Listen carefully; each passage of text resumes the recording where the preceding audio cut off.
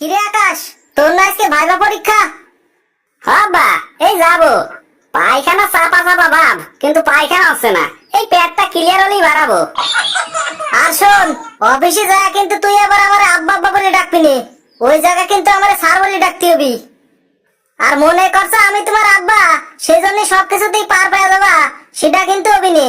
তুমি যদি মনে করো যে ভাই ভাই যদি পাশ করতে পারো, তাহলে কিন্তু তোমার চাকরি হবি, মানে নিজের যোগ্যতায়। তোমার আব্বা যে ভাইবা নিবি, সেজন্য আবার ভাইবো না যে আব্বা যেহেতু ভাইবা পরীক্ষা নিবি, তাহলে আমার তো চাকরি হয়ে যাবি। এইটা কিন্তু কখনোই মাথায় আনবা না, বুঝছো? আব্বা, আপনি ওইটা নিয়ে কোনো টেনশনই করেন না। ওই জায়গায় আপনার আব্বা কওয়া লাগে নাকি স্যার কওয়া লাগে, সেই দায়িত্বটা আপনি আমার উপর ছাড়িয়ে দেন। খালি এই কথাটাই মনে রাখবেন যে আমি আপনার পোলা আর আপনি আমার আব্বা। আর আমি কি শিক্ষিত কম নাকি? আর আপনি কেমন পাস করতেন সেটা কি আমি জানি না? আর খালি এই জিনিসটাই মাথায় রাখবেন যে আপনি আমার আব্বা। তাই ভাইবে চিনতে ভাই বাবাটা কাম করবেন। তুমি এটা ভাইবো না যে আমি তোমার বাপ দেখে তোমারে ভাই বাবাটা ছাড় দেয়া হবি। শোনো, আজকে 30টা বছর আমি চাকরি করতেছি, কিন্তু আমি খুব সততার সাথে চাকরি করতেছি। তোমার জন্য কিন্তু আমি আজকে বিন্দু পরিমাণও ছাড় দিতে পারবো না। যদি তোমার যোগ্যতা থাকে, তাহলেই তোমার ওই জায়গা থেকে চাকরি নিয়ে আসতে হবি। আর আমি গেলাম, তুই তাড়াতাড়ি আয়। আচ্ছা তুমি যাও, আমি পেটটা ক্লিয়ার করে আসতেছি। সাওয়াল আজকে ভাইবা পরীক্ষা দিবার যাবি, সেই জন্যই ভাইবা বটে আজকে সততাও না ফুটিয়ে উঠছে। হ্যাঁ, আমি দেখে নেব নে কার কতটা মুরদ আছে। টাইম তো মেলাই হয়ে গেল, সাওয়ালটা তো আজকে ভাইবা দিবার আসবি। আজকে আমি 30টা বছর ধরে সততার সাথে চাকরিটা করতেছি, ওর জন্যই তো আমি আমার সততা হারাতে পারবো না।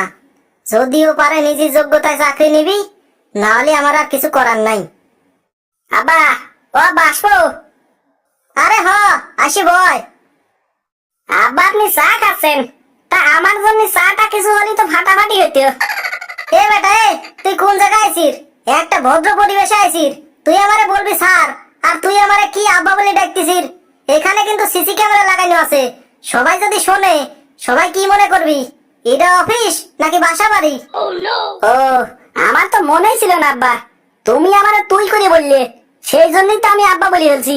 যাই হোক, সারি করছি। হ্যাঁ, এইটা মনে রাখতে হবি যে তুমি আজকে ভাইবা পরীক্ষা দিতে আইছো। আর ওই আব্বা টাব্বা ডাকা চলবি নে। আর তুমি আজ আমারে স্যার বলে ডাকবা। আর আমি যখন ওই বাড়িতে মাঠে গরু বাঁধতে যাবো, ওই তখন আমারে আব্বা বলে ডাকতে পারো। আচ্ছা আব্বা। ও না না, স্যার স্যার। আর যা প্রশ্ন করবেন তাড়াতাড়ি করেন, আমি আবার ওই সজল আর রুবেলকে খাড়া করে দেখে আইছি।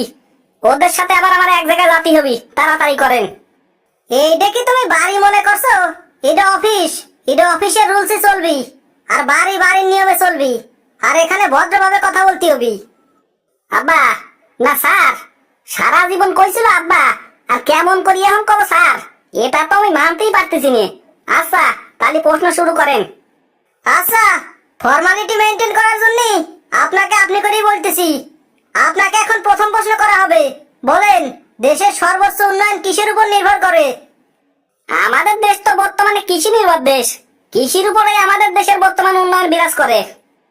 তা মিস্টার আকাশ, আপনার প্রথম প্রশ্ন তো এহারি ভুল। মিস্টার আকাশ, আপনার দ্বিতীয় প্রশ্ন, বাংলাদেশের সংসদের আসন সংখ্যা কয়টি বলেন তো? বাংলাদেশের ডিস্ট্রিক্ট যেহেতু 64টি, তাহলে পারে আসন সংখ্যা 64টি হবি। আব্বা, না না থুকু স্যার, বাংলাদেশের ডিস্ট্রিক্ট যেহেতু 64টি, তাহলে পারে আসন সংখ্যাও 64টি হবি স্যার। মিস্টার আকাশ, আপনার দ্বিতীয় প্রশ্ন একেবারেই ভুল। কি করছেন জীবনে? লেখাপড়া করেন নাই নাকি খালি টই টই করে ঘুরে বেড়াইছেন? এটা সত্যি কথা কইছেন স্যার, আমার আব্বা তো বড় একদম চাকরিজীবী। তা আমি হইলে সারা জীবন আব্বার পকেট মানি মারিং করছি। আর বাড়ির পাশে সুন্দরী মাইয়া আছে, তাদের একটু সময় দিছি। লেখাপড়া আমারও তো প্রয়োজন মনে করি নাই। ওরে শালা সাওয়াল রে, সেই জন্যই বলি আমার মানি ব্যাগ ঠিক মতো ঠিক জায়গায় রাখলে থাকতো না, মানি ব্যাগটা আস্তে আস্তে পাতলা হয়ে যেত। শালার সাওয়াল, দাঁড়া, তোরে আজকে ভবের পিটানি পিটাবো। আব্বা, আপনার কিন্তু এটা ভুলে গেলে চলবি না, এটা কিন্তু অফিস, ওই যে সিসি ক্যামেরা। আচ্ছা আচ্ছা, সমস্যা নাই, আজকে বাড়ি যায় তোরে বানাবো নে। বাড়ি যায় আপনি যা করার কইরেন, কিন্তু এইটা তো অফিস, আর আমি আইছি ভাইবা দিতি। আপনার ভাব কথা শুনবার আমি আসি নাই। আপনি প্রশ্ন করেন, আমি উত্তর দেব। আচ্ছা, তোরে বাড়ি যা যা করার করবো নে। এখন তুই 3 নাম্বার প্রশ্নের উত্তর দে। আচ্ছা ক দেহি, বাংলাদেশের সবচেয়ে বড় জেলা কোনটা? আব্বা যে কি সব প্রশ্ন করে, কি যে কব।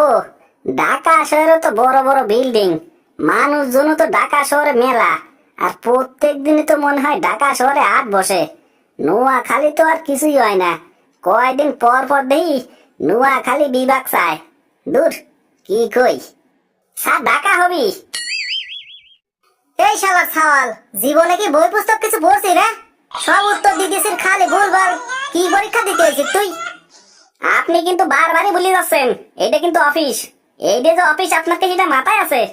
আরো বলে সিসি ক্যামেরাও লাগানি আছে। আপনার যারা কর্মচারী তারা কি এইসব দেখে না আপনি আপনার ছাওয়ালের সাথে কিরমটা আচরণটা করতেছেন? আরে বেটা, ভুলে তো যাইনি। তুই যে প্রশ্নের উত্তরগুলো দিস, মিজাজ হয়ে যায় আমার খারাপ। আর শোন, সর্বশেষ তোর প্রশ্ন করতেছি, আর যদি পারিস উত্তর দিবি, আর না হলে যাবি। শেষ প্রশ্ন, বল, পানির ভিতর থাকে এরকম 5টি প্রাণীর নাম বল। এই প্রশ্ন আব্বা, এই যে কোনো প্রশ্ন হইলো নাই। আমি হলো বিলিয়ন স্টুডেন্ট, আর আপনি আমার এই প্রশ্ন করলেন? দূর। 1 নাম্বার হলো ব্যাং, 2 নাম্বার হলো ব্যাঙের মা, 3 নাম্বার হলো ব্যাঙের বাপ, 4 নাম্বার হলো ব্যাঙের ভাই, 5 নাম্বার হলো ব্যাঙের বোন। এই শালা সওয়াল, তোর উত্তর দেয়া বন্ধ কর তো। তাড়াতাড়ি ফোটে অফিসিতে। তোর এই অফিসের আশেপাশে যেন না দেখি। কি পড়ালেখা করছো? হ্যাঁ, তোর কোনো চাকরি নাই, যা। আরো ক্যান্ডিডেট আসবি, তুই যা। আচ্ছা যাচ্ছি, তবে আপনি আব্বা হিসেবে আমার সাথে কামটা ঠিক করলেন না মোটেও। তুই যাবি নাকি তোরে পিটানি শুরু করবো? তোর পেট মনে হয় পরিষ্কার হয় নাই না? যা তাড়াতাড়ি যা, পেট পরিষ্কার করে গে, যা। আচ্ছা আচ্ছা, যাচ্ছি আমি, আমার লেট হয়ে গেল। ওরা আবার আমার জন্য দাঁড়ায় আছে।